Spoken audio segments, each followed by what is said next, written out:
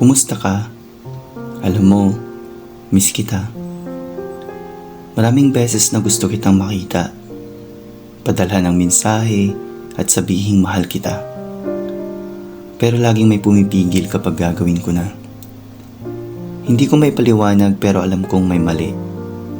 Na kapag nagpumilit ako, hindi ako mapapabuti. Kaya kahit mahal kita, mas pinili kong isang tabi. Isang tabi ang nararamdaman ko kasi hindi pa pwede. Mas nangingibabaw ang pagsunod ko kay Lord. Hindi siya madali pero I know it's for my own good. Kaya tuloy lang ako palagi sa pagsunod. Oo, mahal kita. Pero mas mahal ko si Lord. Nasusulat sa Mateo 22:37. Mahalin mo ang Panginoon mong Diyos ng buong puso, ng buong kaluluwa at ng buong pag-iisip. Ito ang pinakamahalagang utos sa lahat.